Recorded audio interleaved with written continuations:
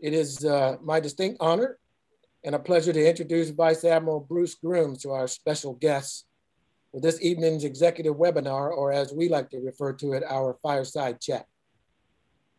Entering the Navy as a proud member of the class of 1980 from the U.S. Naval Academy and retiring in June of 2015, Bruce's distinguished 35-year career included serving as the Deputy Chief of Staff for Capability Development at the NATO Allied Command Transportation Development Command. He was the Deputy Director of the Joint Staff, Assistant Deputy for Operations, Plans, and Strategy for the Chief of Naval Operations Staff, and Deputy Director and subsequently Director of the Submarine Warfare Division. He also served as Senior Inspector for the Nuclear Propulsion Examination Board, Senior Military Assistant to the Undersecretary of Defense for Policy, and the 81st Commandant of Midshipmen at the U.S. Naval Academy, just to name a few of his positions.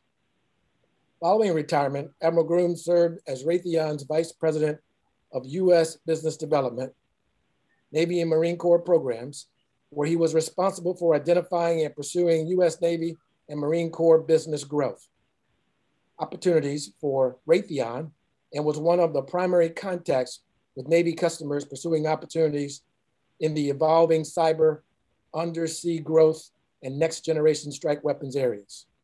His service on various boards include Board of Directors MCOR Corporation, Board of Directors Naval Submarine League, Board of Directors Peaky Inc., Board of Directors Psionic LLC, Board of Directors U.S. Naval Academy Foundation, and the Board of Directors of Navy Federal Credit Union. He's currently the Vice President and General Manager of the Marine Services Division of Delphinius Engineering in Norfolk, Virginia. Admiral Grooms holds a BS degree in Aerospace Engineering from the U.S. Naval Academy and a master's degree in National Security and Strategic Studies from the Naval War College, graduating with distinction. He's attended Stanford University as a National Security Fellow and also attended the Executive Business course at the University of North Carolina. Finally, he holds a nuclear engineering certification from the U.S. Department of Energy for naval reactors. Yes, Admiral Grooms is smart. Ladies and gentlemen, let me give you just a couple of tidbits here before we get started. If you look at the bottom of your screen for questions and answers, there's a Q&A button. If you will put your questions and answers in the Q&A, I will feed them to the Admiral as he sees fit, either as they come or as he breaks for questions.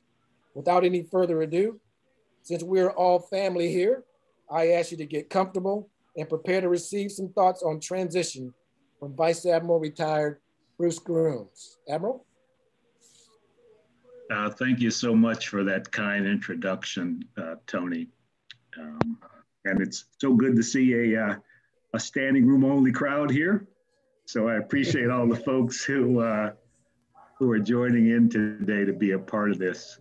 Thank you so much, Sync, for what you've done with In and Away, and I thank In and Away for giving me the opportunity to chat here a little bit, because transition business is so important to all of us. And frankly, I don't think we spend enough time talking about it and sharing the things that make a difference. So what I'd like to do is share a sea story about transition, and then I have a set of bullets that are not necessarily in any particular order, and then certainly we'll open up for questions.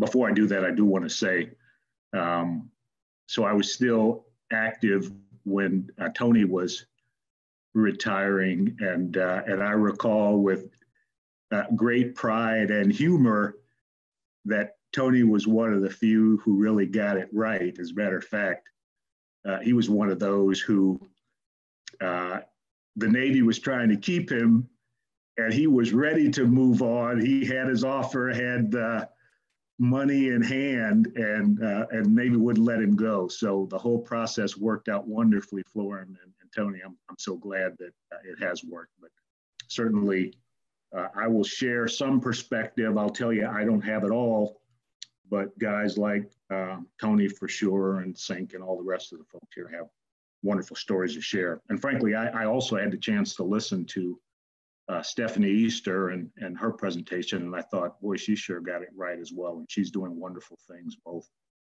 in defense industry and with some of her work on boards. So off to my sea story. The title of my sea story is one of my best friends in the whole wide world is a billionaire, and I didn't even know it. A friend is a bona fide billionaire, and I didn't even know it. And so, as the story goes, many years ago when I was sort of working my way up the Navy ladder, got invited to the standard weekday dinner. I can't remember what the event was, but I said happy to go. Went, there were, half a dozen or so of us sitting at the table. We had the obligatory rubber chicken and biscuits. Someone gave a speech. I have no idea what the speech was about. We chatted at the table, shook hands, exchanged cards, called it a night. And that was pretty much the end of, a somewhat benign and low-level event. Well, about a week or two later, I received a phone call from an admin assistant from some particular company, and she said, hey, and I'll just say his name is Mr. Jones, but Mr. Jones had a good time chatting with you at the dinner, and we were curious if you wouldn't mind doing us a small favor. So they described it. I said, not a problem. I did this thing for them, and it was pretty innocuous. A week or two later, I got an email from Mr. Jones, and he said, thanks, we had a great event, really appreciate what you did for us. And I'll never forget. And that was kind of the end of it. And then many years later, we stayed in touch, and, we exchanged emails, that sort of thing, but nothing in particular. I didn't give it much thought because he was a regular guy, as was I, for that matter. But as I was approaching my retirement, I started to get emails, phone calls, and others from his administrative assistant. And she said, hey, check this note out. Are you interested in interviewing for this job? Are you interested in this position? Are you interested in this thing, that thing, or the other thing? And so, at some point, the hair sort of stood up on the back of my neck, and I said, what the heck is going on? And she said, well, Mr. Jones remembered what you did, and he just wanted you to know that if there's anything he can do to help you in your transition, that he's more than happy to. And here's a couple of things you have to think about. So, of course, I spent a little bit of time Googling him, and as it turned out, he was a no-kidding, bona fide billionaire. In fact, one of the very few Black billionaires in the country, and it was not Oprah. But we had this relationship, but what was most interesting about it was the fact that for all of these years, I never asked him for anything. Or maybe I didn't know I should have. But as it turned out, he told me, and we still stay in touch very closely. He said, hey, if there's anything I can ever do for you, I'm more than happy to. And so that was kind of the beginning of this relationship. The reason I tell you this story is because there are a couple of really important lessons that I hope folks will take away from it. Number one, and this is kind of a homework assignment for all the folks who are considering retiring and transitioning sometime soon. The simple question is, what do you know about the people in your network and in your Rolodex? Does your Rolodex have a name and maybe a position, or, do you know the spouse's name? Do you know the children's name? Do you know his or her birthday? Do you know whether or not he or she or their children served in the military? Do you know what college the kids attended? Do you know, and for all of us at this stage in our life, everyone has grandkids. Do you know the name of their most precious grandchildren? Because as you start to reach out, and it's certainly time for those who are going to be moving on, it really is time for you to bolster your network and to reach out. And one of the ways you reach out is by touching base on days that are special to them, because they then know you care about them and you're not necessarily just asking. We all know if all we ever do is get a request for something from a person, at some point we stop answering that phone, stop responding. to that email. And so your mission is to take a look at your Rolodex and what do you know about folks? Second lesson is I found that when you don't ask for something, you just reach out, chances are that it's much more positive for you and for them, and they really appreciate it. The other thing that's sort of similar along those lines is I receive lots of notes about potential jobs and positions and you name it. And as it turned out, there were lots of them that it was crystal clear to me that I was not the right guy or I was not necessarily interested in that thing. And so what you do with that information matters just as much as anything else, because as was the case with him, when you do something for someone else, not expecting something in return, you'll be amazed at how often it ends up paying you back in dividends. And so in particular, when it comes to job positions, you'll get a fair number of those, some of which you'll be interested in, some of which you may not be interested in. And so if you are not interested, you should never hang up the phone or respond to an email without saying, I may not be the right person for this job, but I know someone who you ought to consider because he or she is a really good person and really would do a great job. And what that does, if you go through a headhunter, headhunters love the fact that you're willing to share names of folks.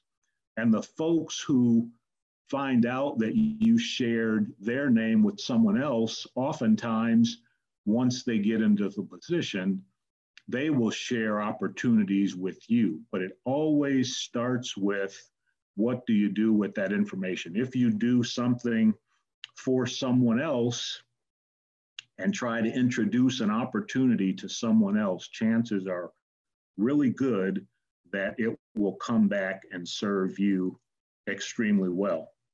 So I'm just going to run down, this is sort of a random list of thoughts, and again, you can start to ask questions as you see fit. And again, these may not necessarily be in priority order. I have a long list of them, so I don't want to take too long. I want to give everybody a chance to ask whatever questions they might. But first order of business is the work that you have to do as you prepare to transition, and you'll hear this in the courses you take. They tell you about what you need to do about your VA medical stuff. And so, lots of us in uniform, for whatever good reason, we think we are superheroes, and I don't have any particular issues that are worthy of getting medical consideration and compensation. And so I will tell you, your mindset needs to shift right now to the opposite view, which is every single ache and pain could turn out to be something significant and you need to get it checked out. Now, obviously, you don't want to lie about it, but you ought to get things checked out because at some point, those aches and pains really grow. The other thing that I learned, which is vital to everyone, is you never know which of your maladies is the one that will result in the highest disability claim. I blew out both of my Achilles tendons, had some damage to my knees, you name it, and I got a whopping 10, 15% for those things because they healed up fine. And so, I could run, jump, and play. So they said, hey, shut up, you don't get any money for that. I had some really innocuous thing with one of my eyes. And frankly, my vision's pretty good, certainly not pilot vision, but had some little cheesy, innocuous thing with my eye. And so in having a conversation with the doctor, he said, hey, you never know if this thing could turn into something. And so I ended up getting somewhere in the neighborhood of 40% for that. And so after all was said and done, I am as disabled as anyone could be. And I cry to the bank when I get my disability check every month. But you never know which of your things could cause you to really cash in. So make sure you get checked out and don't discount the little thing. Next, whatever anybody tells you about job opportunities, point number one is do not spend inordinate amount of time working on a resume. You have to do a resume, and you can't have typos in it, and it can't look like cheese, but don't spend a whole lot of time on your resume, because the chances of you getting a job as a function of shotgunning out your resume are somewhere in the neighborhood of zero. In fact, you know, I currently work for about 7 different companies between the boards and the jobs and you name it. And not a single one of those positions came as a result of me shooting out a resume to anyone. Now, I had to provide a resume once I got the call that they were interested in me. And so again, it has to be professional. Don't pay anyone to do a resume for you because you're throwing money down the toilet. But every single job that you'll get is probably a result of some network connection. And so that's certainly how it was with me. I suspect it's with everyone. And frankly, I found, and certainly when working at a company as big as Raytheon, by the time the job actually got posted, they were no longer interested in filling it with someone. We all knew what the jobs were, and we were reaching out for friends and folks because we had the inside track. And frankly, I also learned that when you read the position descriptions for jobs, they have no bearing on what the heck they're really looking for. They're required to put a certain script in a job position, but what you really need to do, and this sort of goes with that homework assignment about your Rolodex, is you need to start a list of who do I know at each of the various companies, because what really happens is you have to reach out to somebody at the company and ask if you see a job position requisition. You have to contact somebody in the company and ask, what is it they're really looking for? Because you won't be able to tell 90% of the time by the position description. And so, you know, even though I talk about don't waste a lot of time on resumes, once you have a job opportunity and you're starting to hone in on, I want to pursue this thing, then you tailor your resume to that particular opportunity. And so when you talk to the person who happens to be at that company, or, you know, the somebody who knows somebody, that's when you get a sense of what is it that they're really looking for. And then you can tailor your resume, because most companies now have electronic searches. I mean, they don't have somebody sitting in the corner reading resumes. They have a machine that looks for keywords and tricky phrases. And so getting a sense of what those might be can make all the difference in the world. If you don't have a really good network, don't be bashful about reaching out to folks and sort of asking if they wouldn't mind sharing folks. For instance, reach out to somebody and ask if you know somebody at Lockheed or Boeing or Raytheon or whichever. And chances are they'll be more than happy to help you. And I found in everything I ever was able to obtain, it was no more than 2 degrees of separation, maybe 3, meaning I got a connection from someone I knew directly, or I got a connection from a friend of a friend. And rarely was it a friend of a friend of a friend. It really does stop kind of with that 2nd degree of separation. So feel free to reach out, make sure you do. And if you do, chances are pretty good that you'll have a pretty good opportunity to at least get yourself in the game. Admiral, let me interrupt you for a second and have you take a breath right quick while I reissue some instruction.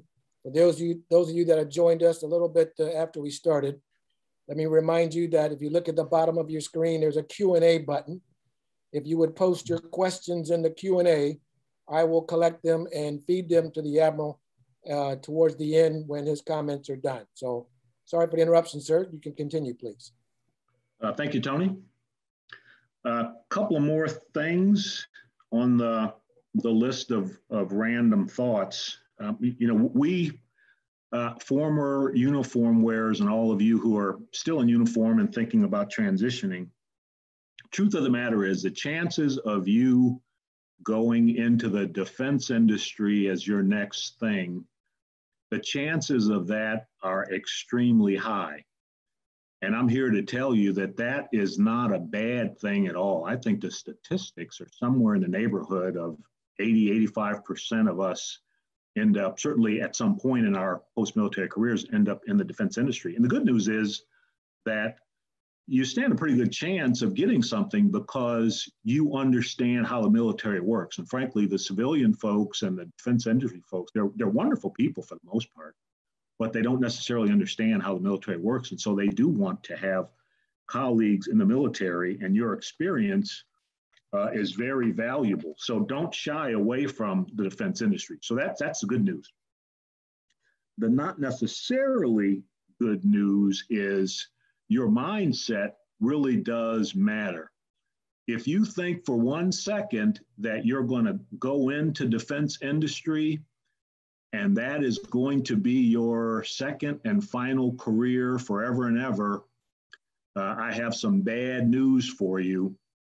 Regardless of the size and the area of expertise that these companies in the defense industry have, it is as volatile as humanly possible. There is turnover aplenty because most of them are public companies. They live and die by their earnings. The DoD budget is certainly more stable than lots of civilian industry, but the fact of the matter is it comes and goes, and not necessarily because you were doing a bad job.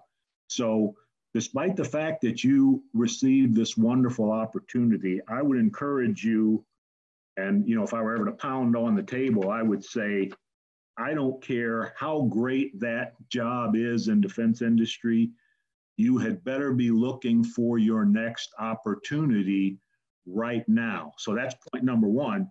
Point number two is, while you're in that job, you had better be finding a way to make yourself indispensable, because most of us end up going into the business development because that's what most of the military folks are best suited for at first. But I would tell you that's a great place to start, and I'm glad I started in business development. But truth of the matter is, while you're in there, you need to learn profit and loss like it was the most important academic course you could ever take, because P&L is what keeps you in a job. So you may want to start in business development, but you need to learn P&L. And it's important for a couple of reasons. One is, there are some civilians who don't necessarily like military guys, and so they're always looking for an excuse to throw some shade in our direction. And one of the ways, the principal way they throw shade is to say, hey, I like that military guy, but he has zero business acumen. And I learned that's about as crappy an excuse as there really is. The only difference in this business acumen discussion is it's all about the vocabulary. Because what you may learn, for all of you who may have been lucky enough to go to a business school, generally speaking, you learn some stuff in business school, but it's not the stuff that really matters when you do P&L at a job. I mean, you have to understand the business that you're in, and the rules that apply are different from the notional stuff you learn in school. So learn how to, for the public companies, learn how to read a 10K and learn how to understand a 10Q. And those are the big financial statements. Learn the revenue and the financial statements that matter. Hey, Tony, am I being blocked, or can you all still see me? No, we got you loud and clear. You're looking good. Okay, great. It's a computer thing, so I'll keep going. but you have to understand financials. You have to be able to read a profit and loss statement. And guys don't understand revenue is a good thing. A company can make ungodly amounts of revenue, but if the cost of goods and services and producing that revenue is too high and you don't make any profit, you burn cash like a drunken sailor and you guys are going to go under. So you need to understand those things. And none of that is rocket science, but understanding how it works is really important. And I would tell you, think about what your next job may be because it's going to happen. And frankly, the other bit of sort of odd work in the defense industry is that it is extremely difficult to get promoted. In fact, in many cases, it's almost impossible. And the way they justify that is by, they put you into a certain pay band. And so you get a little bit more money, you get a raise every year. And so they expect you to be happy with that, but you don't necessarily move up in positions. So what folks generally do is if a particular company has different business sectors, then you may be able to shift sector and get a job and a promotion therein. If not, the way you get a promotion is to look for the next job, and then you have this good experience, and then you can apply for the higher level job in the next company and then move around that way. But it's very difficult to get promoted. And with most companies, business development equals overhead. And so the first guys to go are the folks who are overhead. You charge directly to whatever the business line is when you're a part of a profit and loss, but you are 100% overhead when you're a business development person. And so those are the first folks to go. A few more points here. The interview process is pretty interesting. And so I'll tell you, and it, don't take this one the wrong way, but there is a mystique to interviewing. And I would tell you that whether you're interested in a job or not, never pass up the opportunity to take a job interview, because it is an art and not a science. And so I learned that, there's a certain way to approach it. And I'll tell you, after a while, I got to be pretty good at it. And part of the reason I was good at it is because people in companies, and certainly high level people, and this should not come as a surprise to anyone, these folks have big egos. And so the more that you can get them to talk, the more they are going to like you. And how do you get them to talk? Obviously, there's some stuff, you have to talk about whatever question they ask. How are you going to contribute to the business? First of all, the interview is not about whether I like you or not. It's whether you fit and what is it that you can do for my company, right? It is not about what the company can do for you. So any questions about it, you asking any questions about what the company can do for you are a 100% waste of time. As you're moving into some of these positions, you will find, when you Google folks, don't just Google them for their biography, Google them for what they have written, commented on. Lots of folks write books, articles, you name it.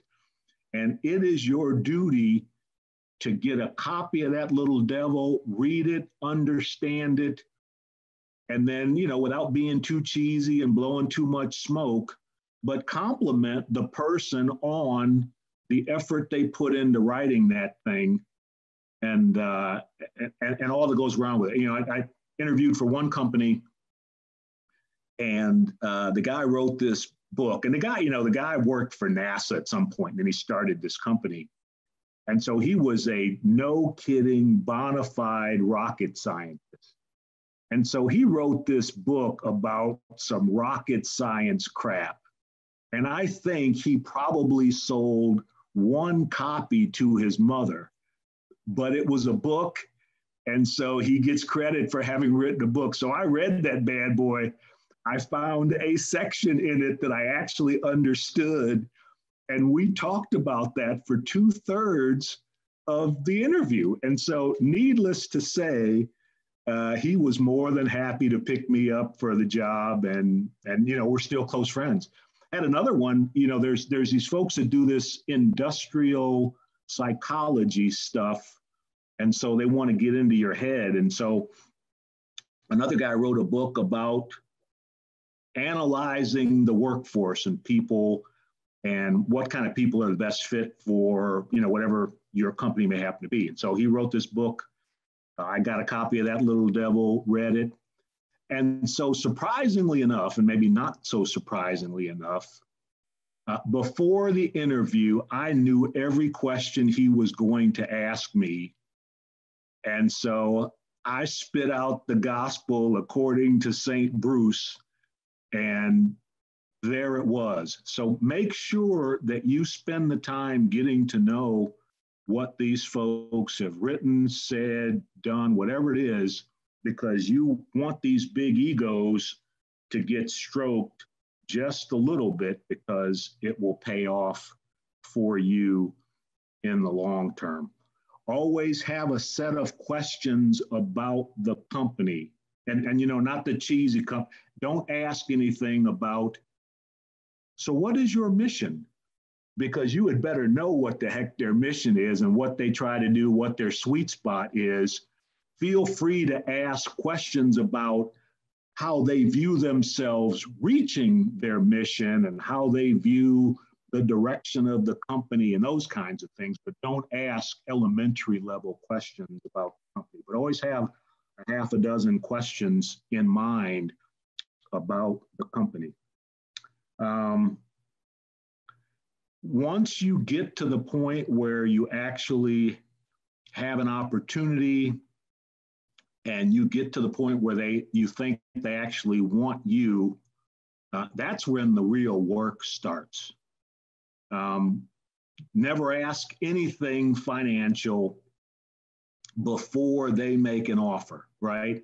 Don't ask about the compensation. Don't ask any questions about the benefits, none of that, because that's all secondary stuff. Once they give you an offer, then conversations about those things start happening. And so a couple of words of advice, 3 things to keep in mind. Number one is different from the military, right, where we get a salary. Your salary at one of these companies is at best 30 to 40% of your total compensation.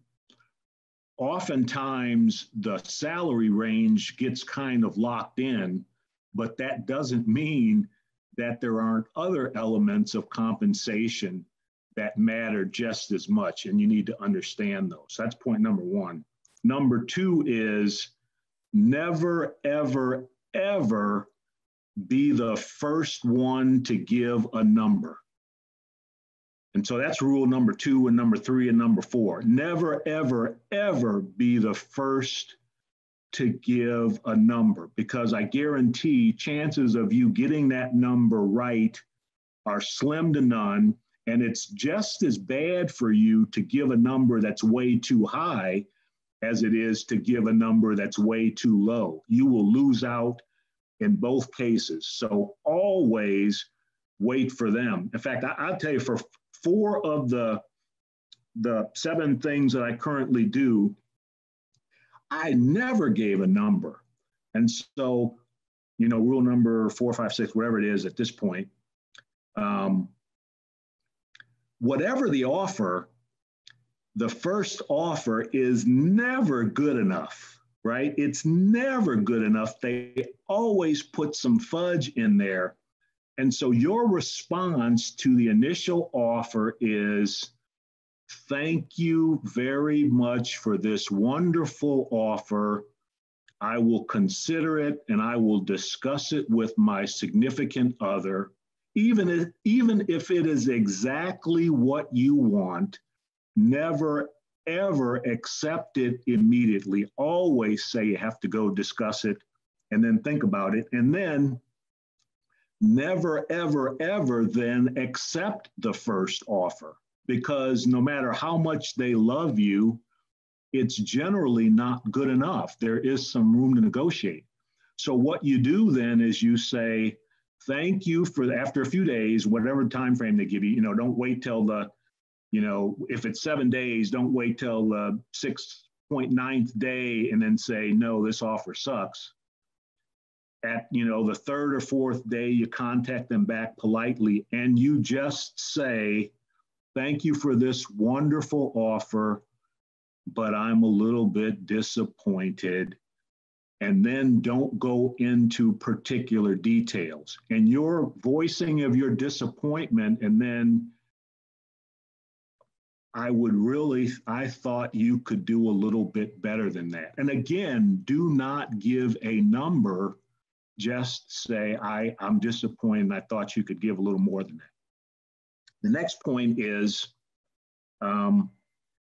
there are lots of things. As I said, about a third to 40% of your compensation is salary, but there's a whole bunch of other things. So the next thing to keep in mind is you will never get what you don't ask for.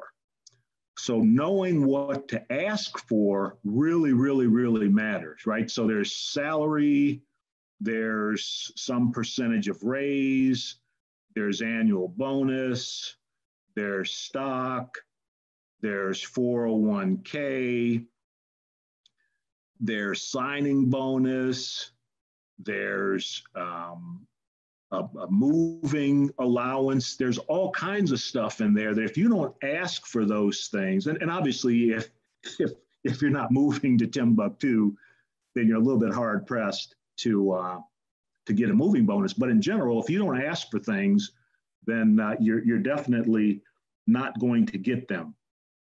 But remember, when you're in the stage of we want you, they really do want you. And so when they make you an offer, your entering point of view should not be, now I have them over a barrel. It should be, now I want to show them that I'm a good person and I look forward to working with you. And so as you have these conversations, negotiation for salary is not a dogfight. It's a conversation, and it's a gentle and soft and smooth conversation, and that's how you make headway. And so again, in every single one of the cases that I was involved in during this process where it was coming down to the last mile, it was not, I want this specific thing. I asked, I would really appreciate if you could give me a signing bonus. And then they take that back and they'll say, well, here's the number we can give you. And I never had to ask for it. And then it was, well, thank you very much. That's wonderful. But those are, it's not a battle. It's a conversation. And you have to keep that in mind. Couple of final points here so we can shift to the little Q&A.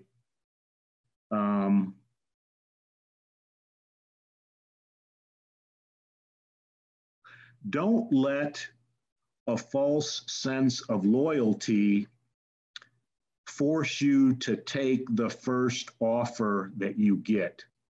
So if you're doing this right, you'll be sort of discussing opportunities with several people, and they never reach the same point at the same time. They never reach the point of giving you an offer at the same time. And so, I had a case where a company that I was interested in made me an offer. There was another company that I was much more interested in. And so and the second company was nowhere near as far along as the first company. So point number one is don't say no to the first company because you're banking on the second company, because there's no guarantee the second company will come through. So if the first company that comes through is good enough for you, and you take it along the lines of, well, if nothing else, I'm going to learn some stuff about this industry, about this job.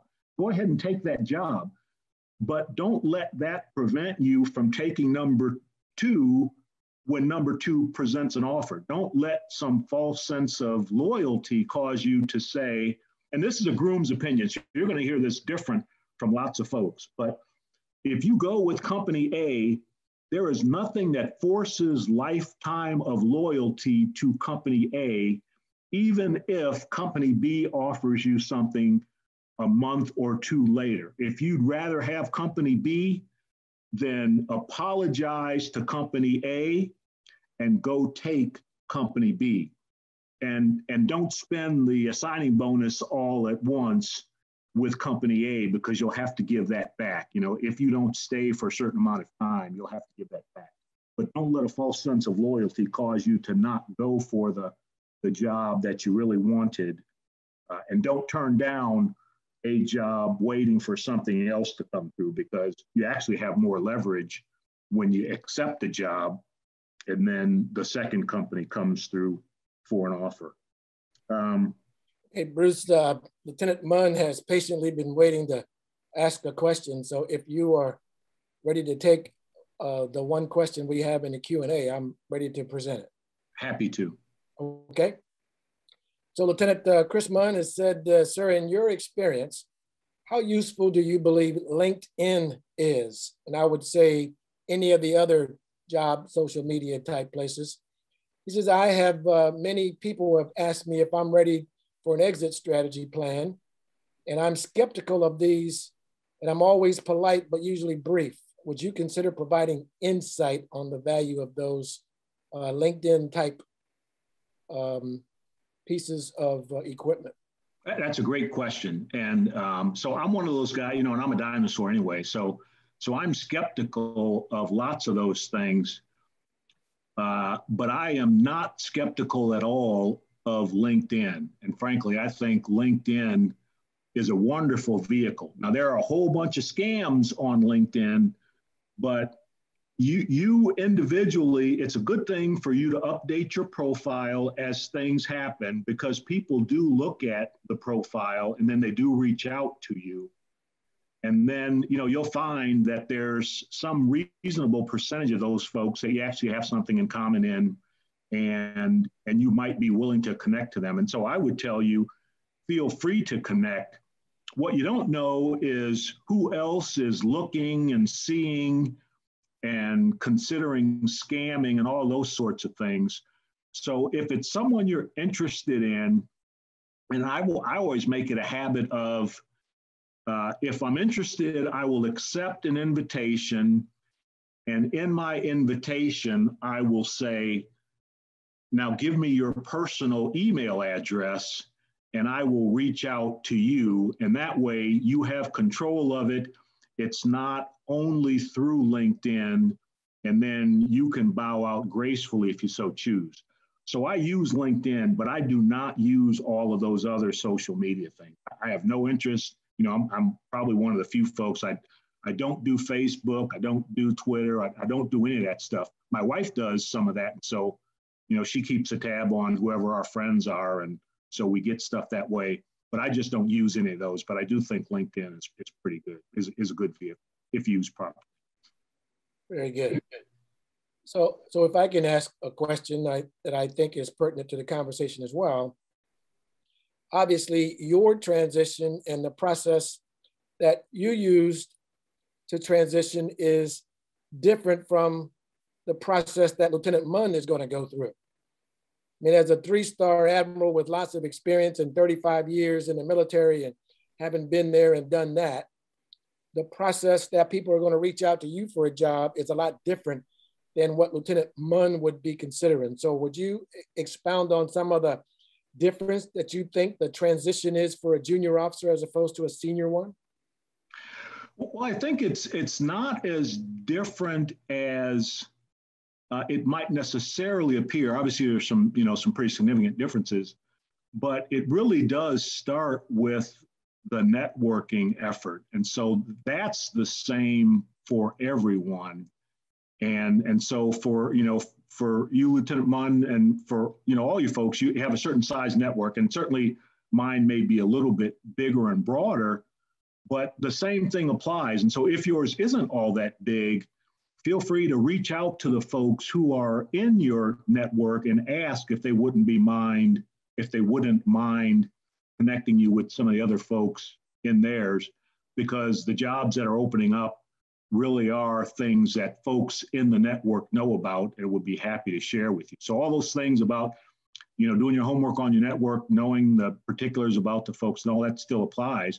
And then part of your network has to be some of the seniors in your chain of command. And then that's, certainly not wanting to take any of, Sync's thunder, but that's what the NNOA is all about. I mean, it's certainly about our efforts as uniform wearers, but every single person who's ever worn the NNOA badge has transitioned from the military into the civilian life. So connecting with the NNOA team and having these same kind of conversations is really important, because we all are more than happy to share with you our experiences and then sort of vector you into those. And then some of the major conferences that are out there, the virtual conferences now, some of them are really good. And so I would sign up for some of those, because they're good opportunities to connect with folks who are sort of looking for things. And there's lots of recruiters out there that are looking for young lieutenants. And frankly, if I had been smarter, I would have gotten the heck out a whole lot earlier, because there were some opportunities that I frankly didn't think I was qualified for. And I still remember a guy told me, and I was kind of mid-career, and he said, "Hey, you need to get out of the Navy and come get some of this free money." And I said, "Thanks, but no thanks." And he still got a whole lot more free money than I do. So, don't discount the fact that you young guys, you really do have lots of great opportunities, but it does start with that. Great stuff. I've got one more question if you're willing to continue with questions. Hold on. I'm sorry. I got to jump in here. But remember, we want to retain as many of you as possible.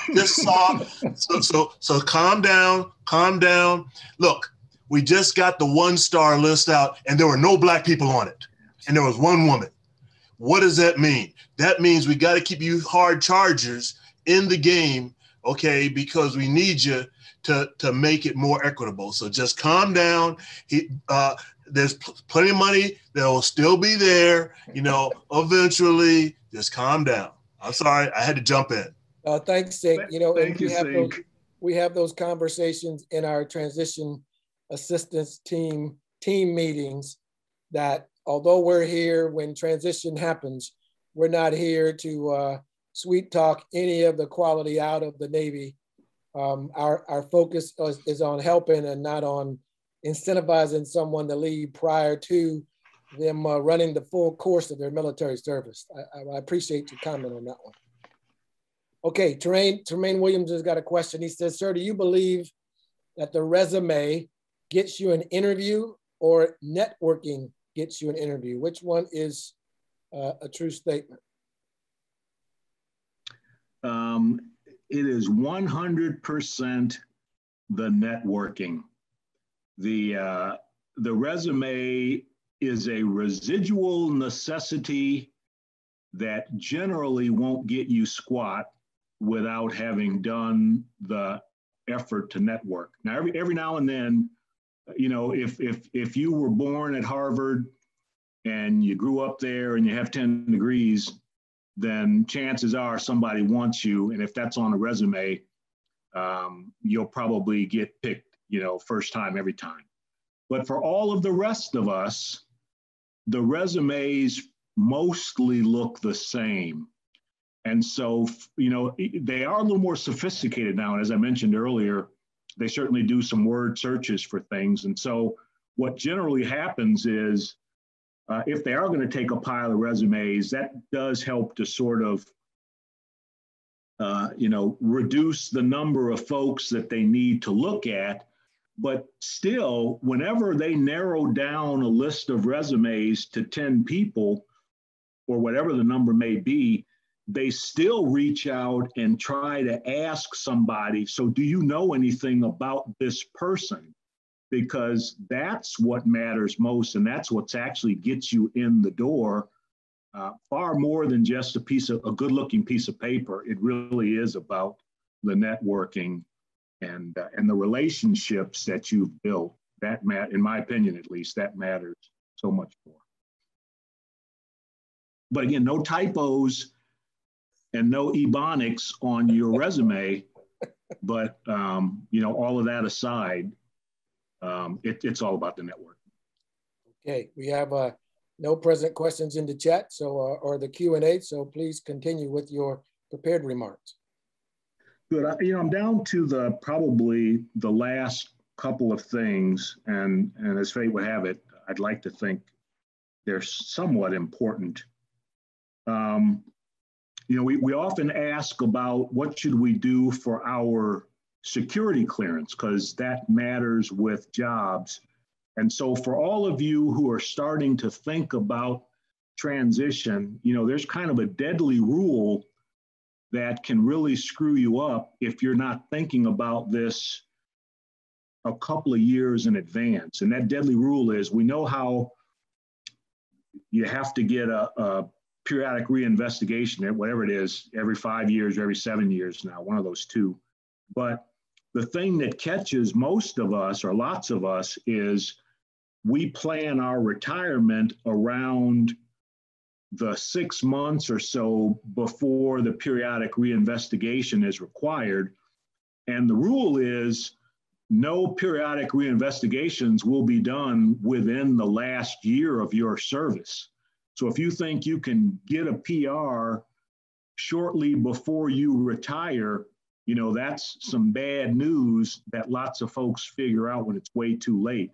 So as you're planning your career, certainly not the most important factor, but if you want to work in a security environment, you ought to be planning it so that your retirement date is, about 2 years from wherever your PR is, so that you can get that updated, and then you can get 6 or 7 years down the road for the need. But don't wait until the last year, because nobody in Uncle Sam's world is going to allow spending the money on a reinvestigation. And the final thing, which I'd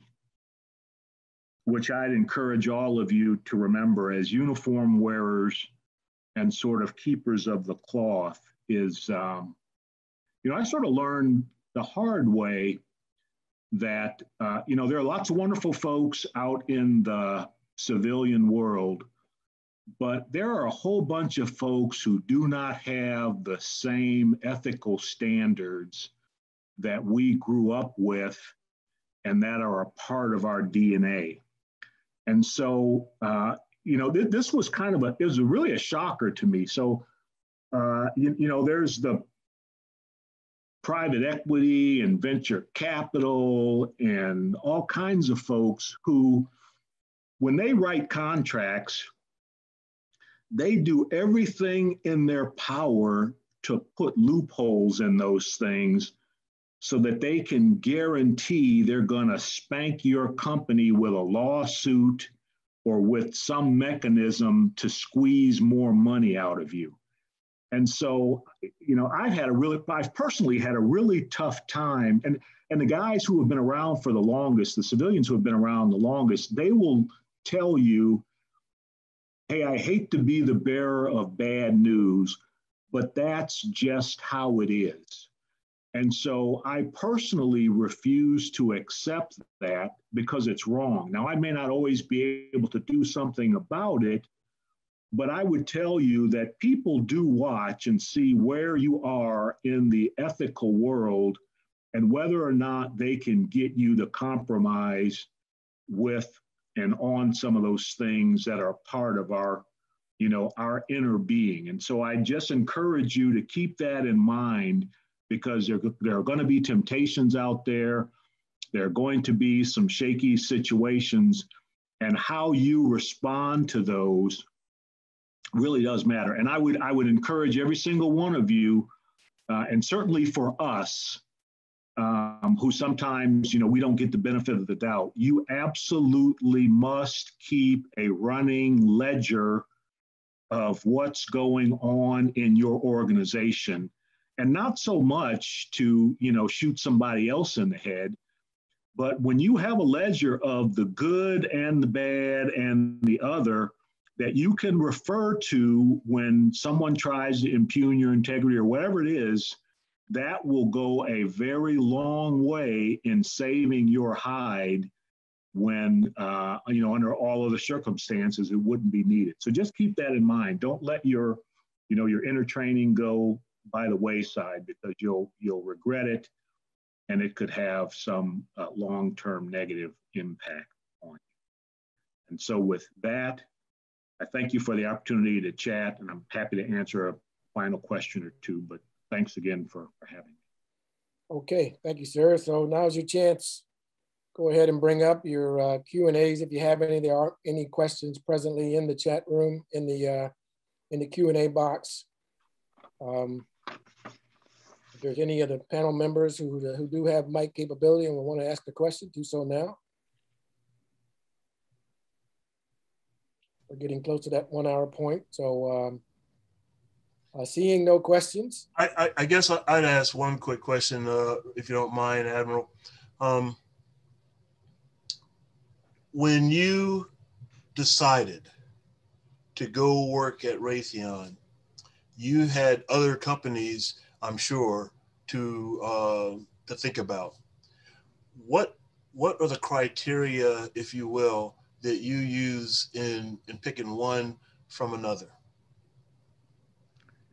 That's a great question, and thanks, Sink. I appreciate it. And so I'll just say that. So the truth of the matter is, we, those of us of color, generally don't have as many opportunities. So I'd love to be able to tell you, hey, I had 10 things to choose from, and I narrowed it down and I chose Raytheon because it was great. The truth of the matter is, at that given moment, I had 4.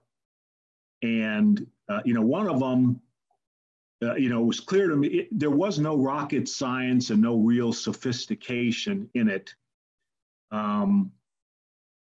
What really mattered, the pay was about the same across the board. A couple of things that really do matter and can make the world of difference when you do have choices is, who is it that you're going to be working with? Because, there are some toads out there. You may get an offer, but you say, man, oh man, do I really want to be with this person? So there are lots of jobs where you sort of say, yeah, I think I could do that, and I'm comfortable doing that. And Raytheon certainly was one of those. There were a couple of others that I was comfortable that I could do it, but certainly the team of folks at Raytheon really kind of made a difference. And, even the truth in lending, my dear friend Ron Evans was at Raytheon, and he had encouraged me to come. And so I said, well, shoot, I get to work with Ron again. Kind of hard for me to turn that little devil down. So if you're fortunate enough to have, someone that you like and respect, or a boss that you think is going to treat you fairly, that's really important. In some cases, you want to learn a particular thing. And so you say, well, I'm going to bite the bullet, and I'm willing to take this, even though I know it's going to be painful. But it really is about, am I getting compensated reasonably? Are the folks that I'm working with good people? Is the work itself something that I'm willing to learn and think I can contribute? And then it's not a whole lot more sophisticated than that. Every now and then there's this one thing that's magical, but I haven't found many magical things.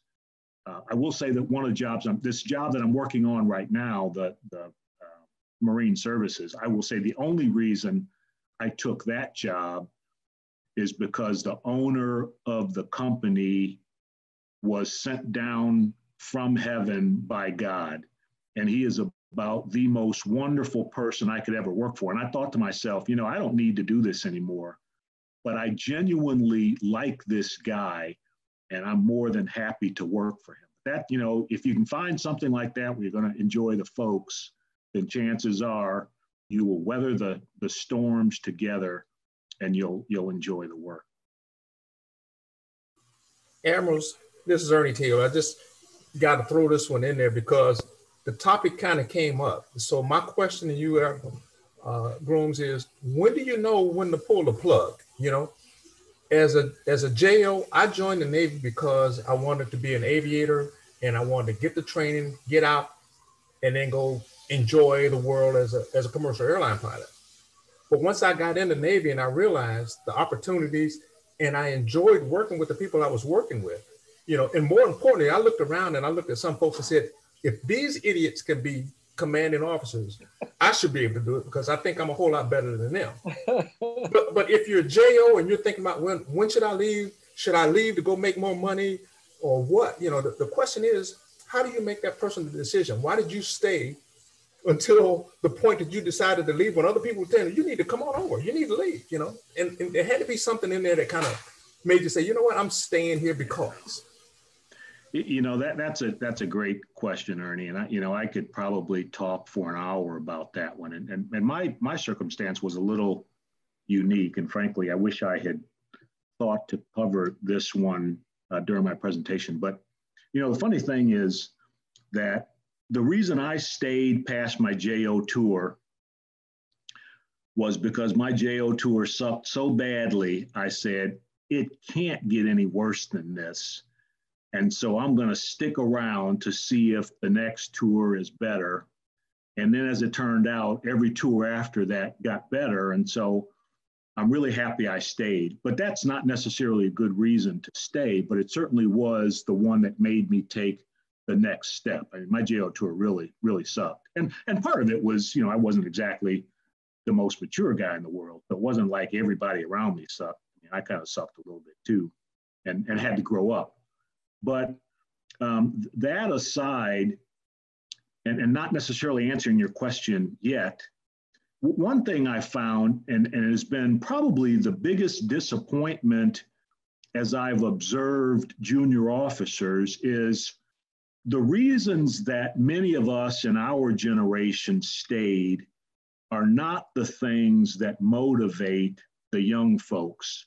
So a lot of us stayed because we didn't have the choices that young folks have now. And so we stayed the course, I think, in large measure because we also wanted to be a good example for the folks who came behind us. And so, you know, and we're children of the civil rights era. And so we had this certain, I am not going to quit no matter how bad it is. You know, we all have kids now, and, you know, I love my kids, but they are not made of the same metal that we were. And so I have these conversations with the young folks who are getting out. And, you know, a lot of times they are not interested in hearing about my struggle. I mean, they're just not. And so we have to find other things to motivate them, you know, a sense of duty, because really, you know, as Sink pointed out, the one-star list came out and we were 0 for 1 million. And so, you know, the last, you know, whatever, 3 of the last 5 years we've had 0. And so, you know, part of it is that problem. The other part is, of course, you know, we get into these glass ceiling jobs and then, you know, we don't have the chance to progress and then we hang on and hang on. So now getting to answering your question, you know, we really do have to look in the mirror and figure out and talk to people too. Do I really have an opportunity to move forward? Because, you know, if you're sticking, you know, if you reach the point where, you know, you may enjoy what you're doing, but just sticking it out for the, you know, the 20, 25, 30 years, you know, until the very last second, that doesn't do you a whole lot of good in the real job hunting world, because they'll ask, so why did you stick around so long? And there's never a really good answer. Even if you say, I love it, the chances of you moving on to something else and making more money, having more influence, you name it, are pretty high. So be careful about staying too long. You know, look yourself in the mirror realistically. Do I have the chance to continue to be upwardly mobile? Because if you don't, then you ought to consider moving on. But we still have to have these conversations with the folks who we think have opportunities, because too many of those guys are sort of falling off the cliff. And, you know, it's one man or woman standing amongst the trees. And when that person falls off the cliff, then there's no one eligible. So, you know, be honest with yourself. We, in fact, part of what, you know, we do at NNOA is sit down and say, let me look at your paper and let me help you make a real conscious decision. Because I can't count the number of times where I've asked somebody, hey, so, you know, somebody who wasn't in my chain of command, so how are you really doing? And the answer is always, I'm doing great, until I find out they really weren't. And so when I hear this, I'm doing great, I always follow that up with, well, good, let me see your paper and let me tell you how great you're doing. And so we have to help those folks with, let me tell you what this really means, and you may want to consider something else, and then we help those folks. But, you know, that's kind of a long-winded answer for it. It's not crystal clear, but there certainly are some indicators out there that tell us it really is time to start considering the next thing, and don't wait too long to do that. Very good. Outstanding. No questions in the Q&A. And so that tells me that we should begin the process of wrapping things up. I'm going to let Sinclair give a few comments to you, Bruce, and then I'll wrap everything up after that. Great, super, thank you. So, hey, first of all, Tony, thanks, great job. You and the team and the veterans group for putting this together. The transition group are making a difference for our NNOA members, and I sincerely appreciate it. Just keep on keeping on, and I know there'll be people that will be viewing this after the session is over. Admiral Grooms, Bruce, shipmate, old friend from Pentagon days gone by. I cannot point to one thing you said that I did not completely agree. And you were handing out not just nuggets, but platinum bombshells that ought to rest inside of everybody's mind as they're going through the process. And the network inside of NNOA is a great one to do a lot of the searching and a lot of the intel gathering that's needed in making a decision. So thank you. Blessings to you and your family. Back over to you, Tony. Great, thanks, Sink. Hey, I want to, first of all, thank all the members of the transition assistance team that have really put time and effort into trying to make these things happen. If those of you that are on the program who haven't been to the NNA website and seen the transition assistance team pages, please do so. I want to personally thank Ron Evans. He's kind of our leader, as I call him, the herder of the cats.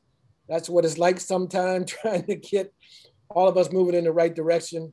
And all the folks that show up for the meetings that we have a couple times a month and put these things on. Finally, Bruce, you know, I politicked and lobbied hard to be the moderator of this session, because I don't have to tell you, I know that you know how I feel about you, brother. We have been competitors on the basketball court going way back to the days at the academy. You have been a mentor and a friend, and your entire family always reached out to my family in times that were good and times that weren't so good. And you know what I'm talking about specifically. There was a time there where things were kind of tough, and you were there to help support us and show us the way. And I will always appreciate that. You know, they sent me some things about your resume, but I didn't need to really look at it. I followed you enviously in some cases as you shot up the chain and left the rest of us behind, but I was proud of you because you did so well.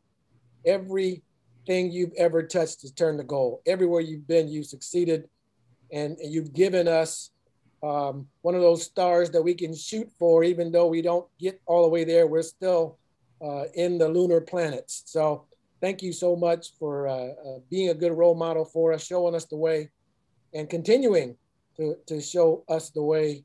And we'll always call on you, and you've never said no. I don't expect you would ever say no. You got a great family, and as we all know, Buddy Penn is a heck of a guy to model after as well, and Emily and your kids. And so thanks again, finally. And I think that wraps it up, unless anybody has any final thoughts. Ernie or Mike, you guys own the show. Hearing nothing. Any final words, Bruce?